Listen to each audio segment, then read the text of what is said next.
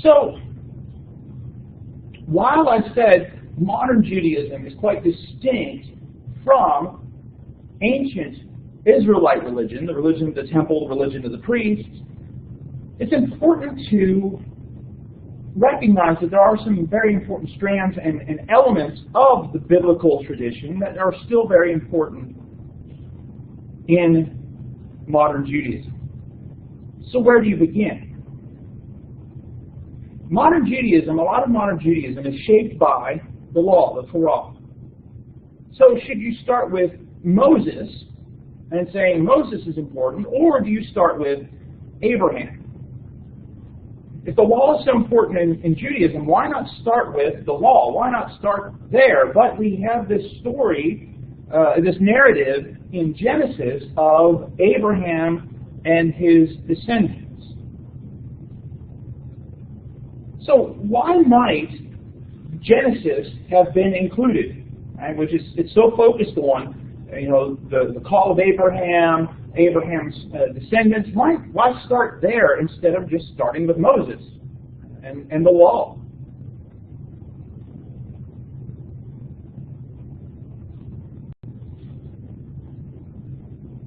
What would have been useful about talking about Abraham, or what points can we draw from Abraham? Abraham kind of identifies them as a people. Yeah, absolutely. Even though the law is very, very important, but also important is that idea of covenant. Law is how you fulfill the covenant if you're a Jew. And the covenant we can think of, as I mentioned, is a contract or an agreement with God having certain responsibilities and the people having certain responsibilities. Well, the people's responsibility is the law, right? The Ten Commandments and the additional regulations. And so this idea of covenant and promise are very important. And so all those promises God makes to Abraham in Genesis chapter 12 and then in other places are some very important foundational concepts biblically before you get to the law. But it is, of course, Moses who is very important in that revelation of the law. And so the law, of course, very prominently features in the opening books of the Old Testament, or the Hebrew Bible.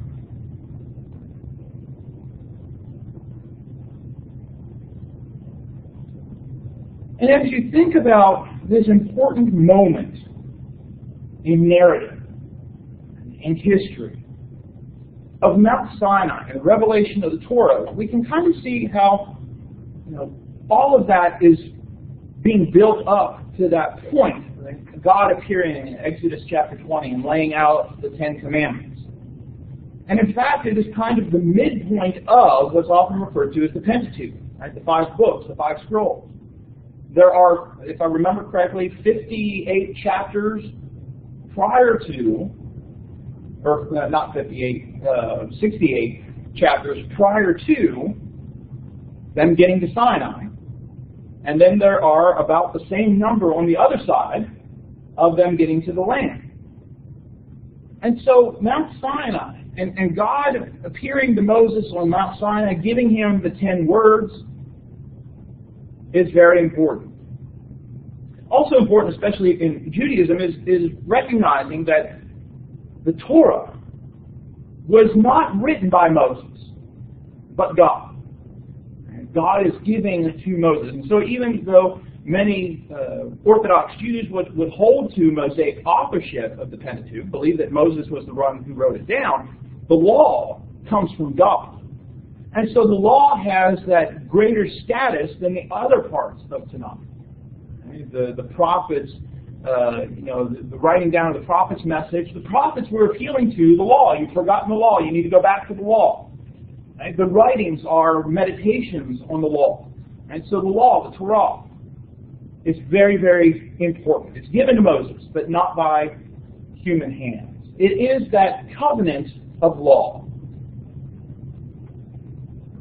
And when you think about it, the end part of the book of Exodus, throughout the book of Deuteronomy, a majority of those writings are legal code, with the Ten Commandments kind of serving as an overview or summary to the entirety of the legal code. Traditionally, the claim is there are 613 commandments in the Torah.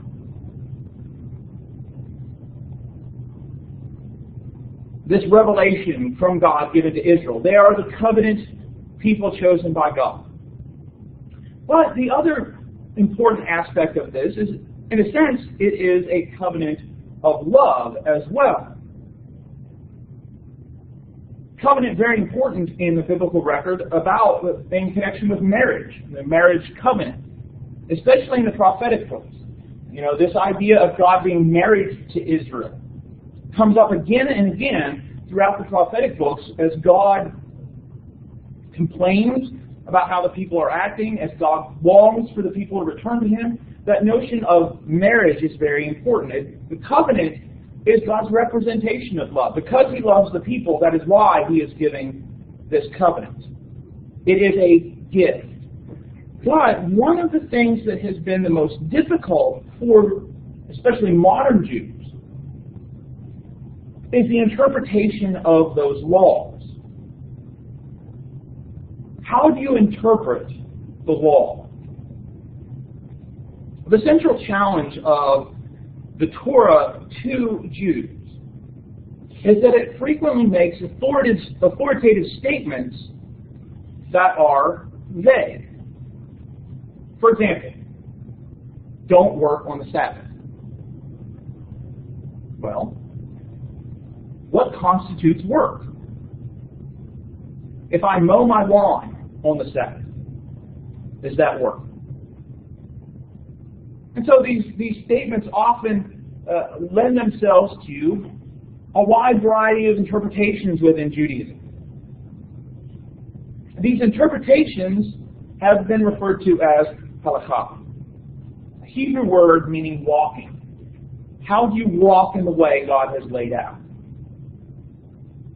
And so as Jews especially have attempted to figure out these traditions of interpreting the Torah, they have developed these halakhic prescriptions.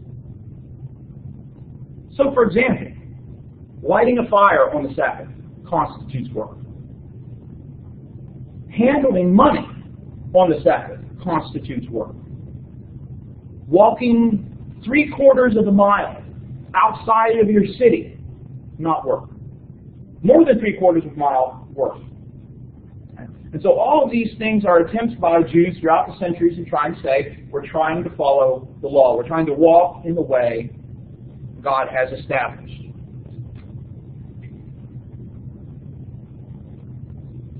A very important transition historically for these people called by God, the Israelites at this point, of course, is the development of the kingdom.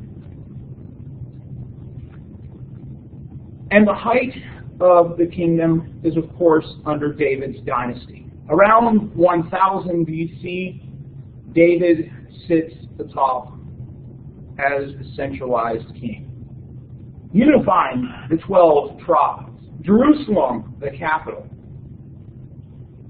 And with that centralization of monarchy, there's also the centralization of worship. Things that God had kind of revealed through Moses in the book of Deuteronomy, that He was going to name a place, and that's where the people should gather. But it is really, of course, under the efforts of Solomon that unification, that centralization takes place. The reign of Solomon evidently was one of great riches, the largest expanse of territory controlled by the people, or controlled by Solomon. And after, of course, Solomon's death, the kingdom begins to break apart. But especially important for the development religiously here is the temple. Construction of the temple, moving away from the more temporary, mobile, migratory tabernacle, a tent that could be moved wherever the people needed to go. The temple becomes a solid, stationary place for worship of God. Connected with the temple are the priests, the Hebrew word kohanim. Many people suggest that Cohen, the surname Cohen, right, people's last name, is reflective of that lineage, that perhaps, these are the vestiges of the lineage of the priests, although some of that, those genealogies are very difficult to trace. But there, of course, is the centralization of worship. What were some of the things that took place at the temple in the Israelite religion? The sacrifices. What was the point of the sacrifices? All right, so a lot of the sacrifices were related to sin. And so it was God's way of taking care of sin. But what other kinds of sacrifices were offered? We have a baby. All right, so there were some things related to, the birth of a child. What else? The harvest. All right, and so you would bring some of your harvest. Can you think of any other sacrifices?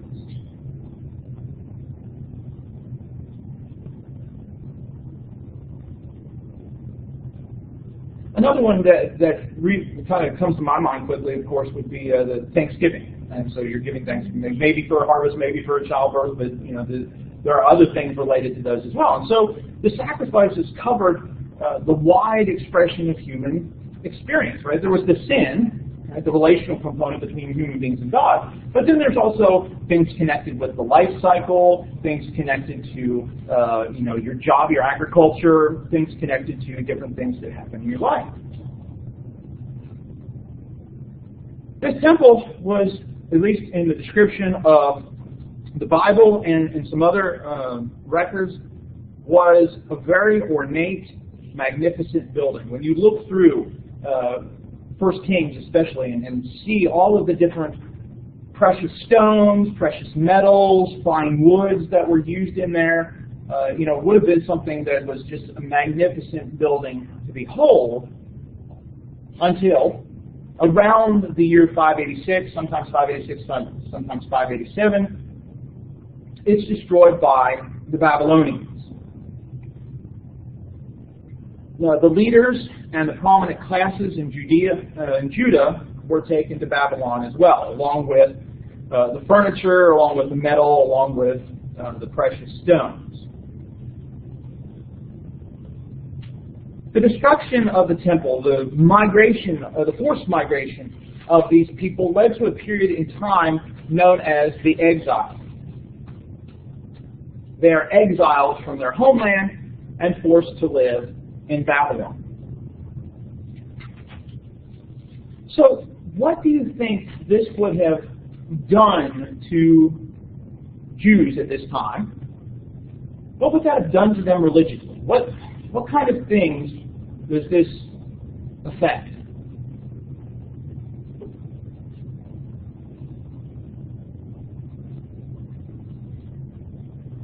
Put yourselves into the shoes of a Jew in the 6th century, and now your temple has been destroyed.